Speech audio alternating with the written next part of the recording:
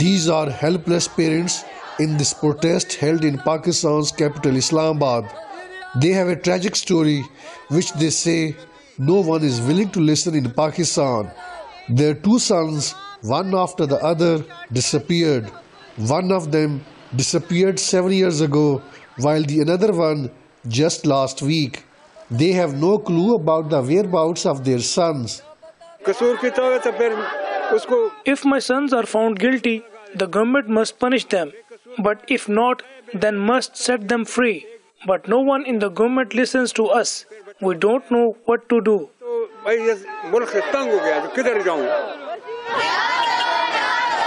This is just tip of the iceberg of the tragedy of the victims of thousands of similar cases of enforced disappearances.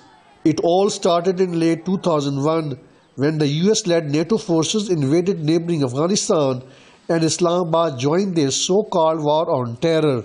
Pakistan's secret services have been at the heart of allegations to have illegally detained citizens under the cover of so-called war on terror. A significant number among the detained citizens were allegedly secretly handed over to the US. The repeated demands of the victim families to either prosecute their loved ones or set them free have gone unheard in Pakistan. Despite promises to set them free, the successive civilian governments and judiciary have done little to help the victim families.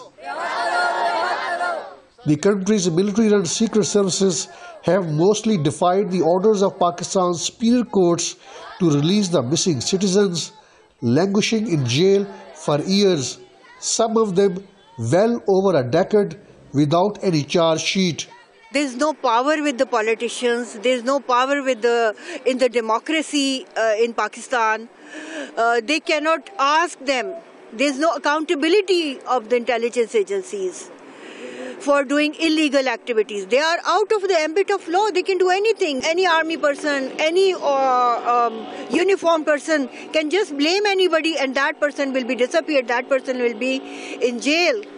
In a controversial move, Pakistan's parliament provided blanket immunity to the secret services in 2014 from prosecution on the charges of illegal detention, torture and killing of citizens.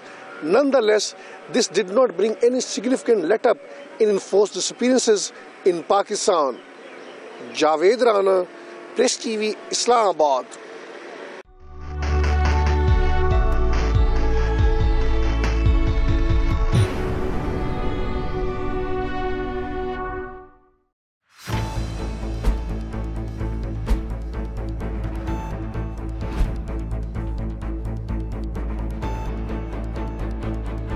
The growing tide of anti-Israel sentiments. What you see behind me is just tip of the iceberg of what is happening in the country. More than half of $52 billion black CIA budget is spent on espionage network in Pakistan. How would you handle it? The US has looked upon Pakistan as an ally at one point and then as an enemy at the same time.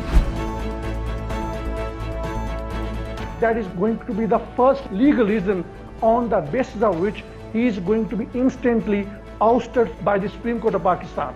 Joining us live, Javed Rana, who's an expert on politics and geo-strategic issues. In the world politics, which is not being driven by any moral principle, it is being driven by the hard geo-strategic realities. In a broader picture, more countries would aspire to have nuclear weapons.